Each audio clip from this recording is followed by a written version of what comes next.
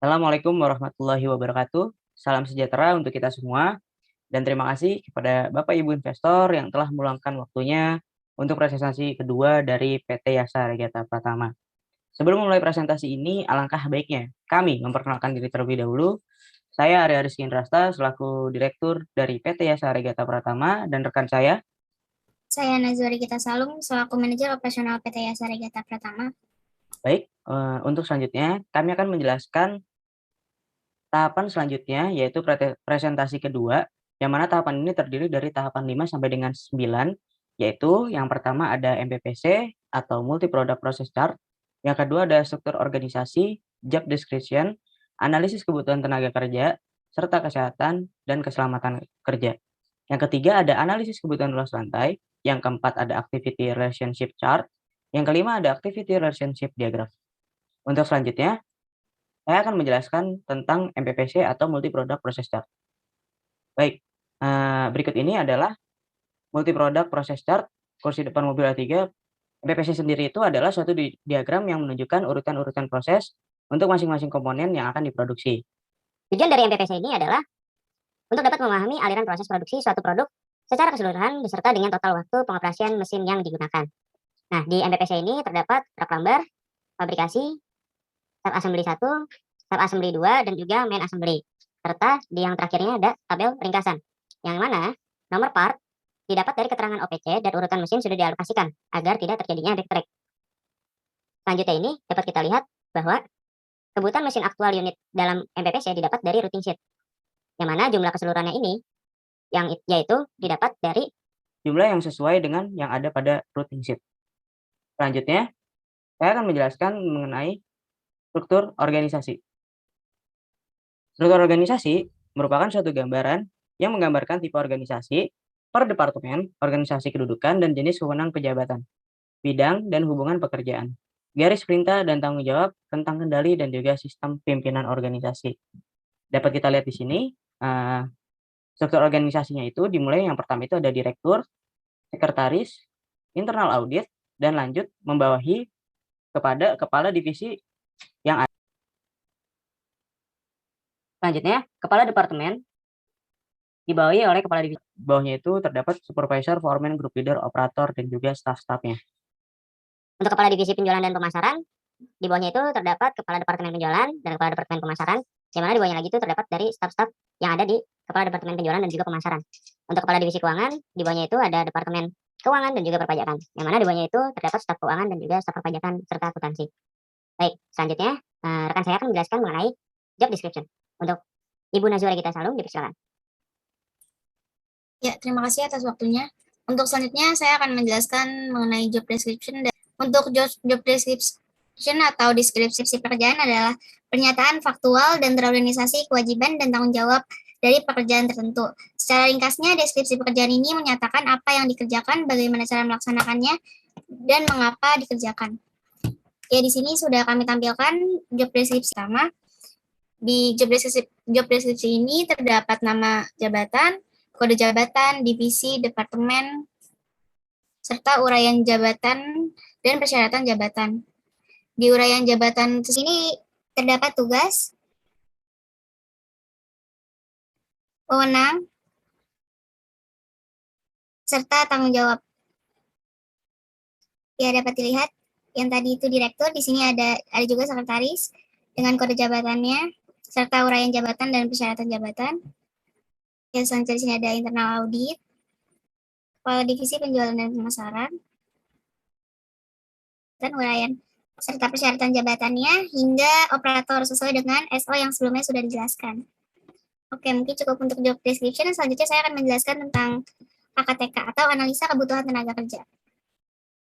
Untuk analisa kebutuhan tenaga kerja itu sendiri adalah melakukan analisa terhadap kemampuan tenaga kerja yang sekarang untuk memenuhi kebutuhan jumlah karyawan. Pembagian tenaga kerja di sini terbagi atas dua bagian. Yang pertama ada tenaga kerja langsung dan tenaga kerja tidak langsung. Tenaga kerja langsung di sini itu tenaga kerja yang bekerja langsung dalam suatu proses produksi, seperti contohnya operator. Sedangkan yang tidak langsung itu tenaga kerja yang tidak bekerja langsung dalam proses produksi, tetapi hanya bekerja dalam kegiatan produktivitas perusahaan. Ya, di sini sudah ditampilkan analisa kebutuhan tenaga kerja dari PT Asa Regeta Pratama. Dapat dilihat di tabel sini terdapat 51. Di sini ada mesin dengan jumlah 121, tenaga kerja langsung 201, tenaga kerja tidak langsung 50, serta tenaga kerja keseluruhan terdapat 251. Ya, selanjutnya saya akan menjelaskan mengenai AKLL atau analisa kebutuhan luas lantai. Luas lantai merupakan suatu tahapan dalam perencanaan tata letak yang bertujuan untuk melakukan perhitungan akan kebutuhan ruangan, baik luas ruangan maupun volume, sehingga pada akhirnya dapat disimpulkan luas area yang digunakan untuk keperluan perusahaan. Ya, selanjutnya saya akan menampilkan AKLL.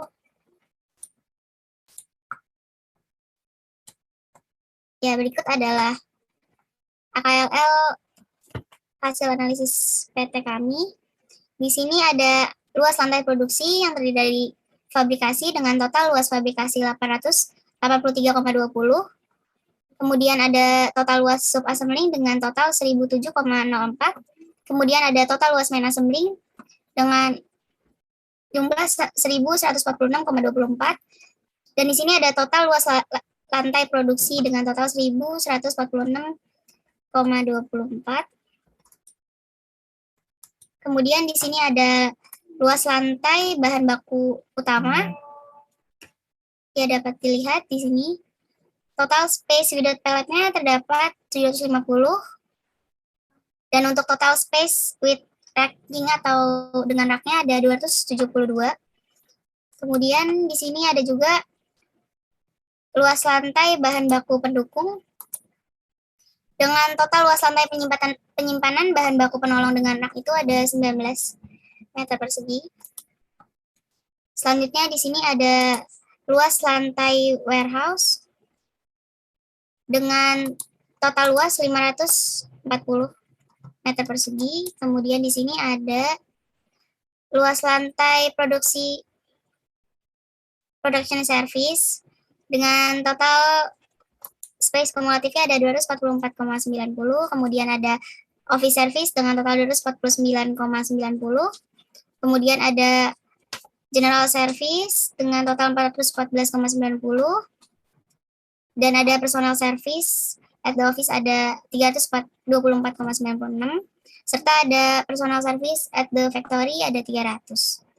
Di sini kita sudah membuat ringkasan untuk total luas lantai yang kita butuhkan di sini berjumlah 7.270,674. Baik, untuk selanjutnya itu ada kesehatan dan keselamatan kerja. Yang pertama itu ada alat pelindung diri. APD-nya itu terdiri dari safety shoes, safety helmet, safety cap, welding mask, kacamata, apron, sarung tangan kain, sarung tangan kulit, wear pack, ear muff, earplug, dan juga masker.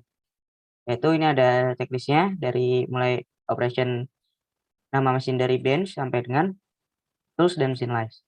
Terus yang selanjutnya itu ada rambu berwarna merah, itu menunjukkan bahwa adanya larangan. Terus selanjutnya itu ada rambu berwarna kuning menunjukkan peringatan atau waspada, dan rambu berwarna hijau itu menandakan zona aman atau pertolongan pertama, serta rambu berwarna biru yang menunjukkan bahwa wajib ditaati. Selanjutnya saya akan menjelaskan mengenai Activity Relationship Chart atau ARC.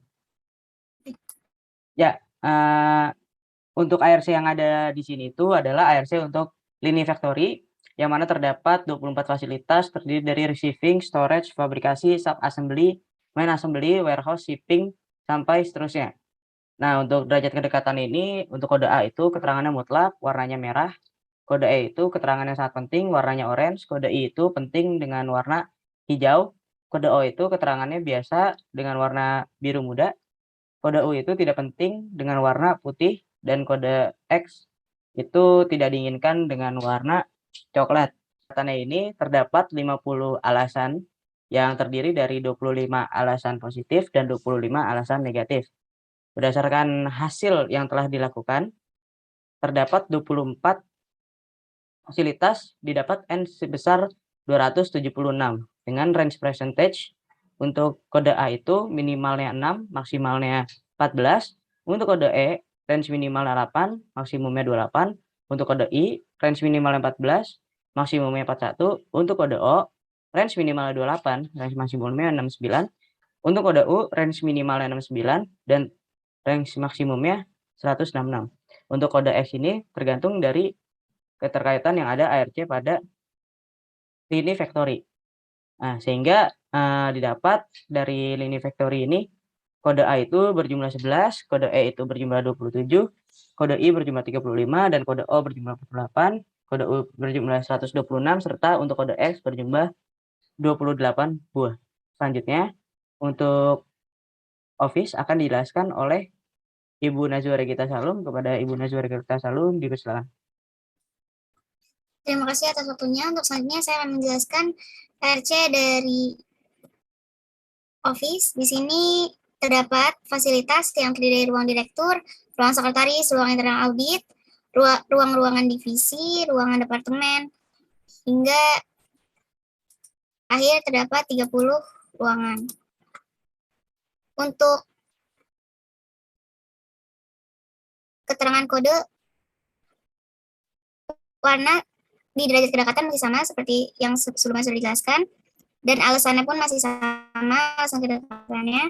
Kemudian di sini ada jumlah hubungan antara fasilitas.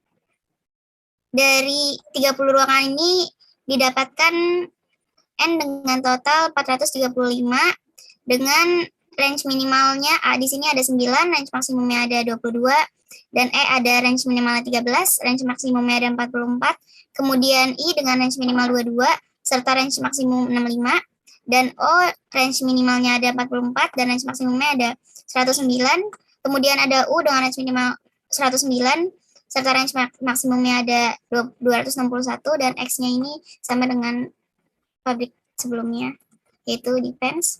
Kemudian dari hasil analisis kami didapatkan total dari A berjumlah 13, S19, I41, O65, U248, serta X21. Ya, sekian dari saya kembalikan lagi ke Bapak Arya. Bu Najwa Regita Salum atas penjelasannya. Selanjutnya ini ada penjelasan mengenai ARD. Baik, untuk selanjutnya ini kita masuk ke bagian ARD atau Allocation Relationship Diagram, yang dimulai dari yang pertama itu ada perhitungan dari korlap, di mana kita melihat dari nilai TCR terbesarnya. Nilai TCR ini berdasarkan perhitungan dari derajat kedekatan yang sudah tertera di sini, di mana didapat dari Departemen Relationship. Selanjutnya, setelah menghitung TCR yang terdekat, kita pilih yang terbesar untuk first rating 1, first departemennya itu di Departemen 3. Selanjutnya, kita menentukan first rating 1 sampai dengan 24, sesuai dengan fasilitas yang ada di dalam factory. Selanjutnya, kita menentukan core lab-nya. Setelah core lab ditentukan, maka core lab ini akan memberikan final layout, yaitu sebagai algoritma layout yang menjadi gambaran pada lini factory. Selanjutnya, untuk bagian Office akan dijelaskan oleh Ibu Najwa Regita Salum. Kepada Ibu Najwa Regita Salum, dipersilakan. Pada kesempatan ini saya akan melanjutkan menjelaskan core lab pada bagian Office. Untuk mekanisme perhitungannya masih sama seperti factory yang sebelumnya sudah dijelaskan. Di sini terdapat fasilitasnya dan derajat kedekatannya, serta perhitungan PCR dan penempatan place rating. Kemudian di sini menentukan core lab yang nantinya akan didapatkan final layout seperti pada gambar di bawah ini. Dan untuk selanjutnya akan kembali dijelaskan oleh Bapak Arya mengenai ARD.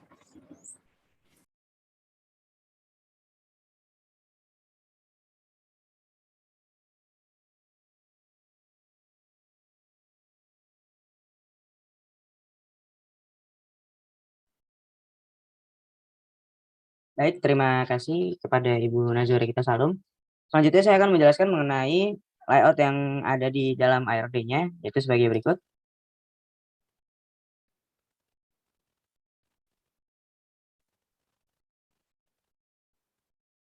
Baik, berikut ini adalah gambaran dari Activity Relationship Diagram. Untuk yang pertama ini di lini bagian pabrik atau factory, yang mana kita bisa lihat urutannya mulai dari receiving, storage, fabrikasi, assembly, Nah, assembly, warehouse, dan shipping dengan luasnya dan juga dengan keterangannya seperti berikut. Selanjutnya, ini merupakan final layout dari bagian office.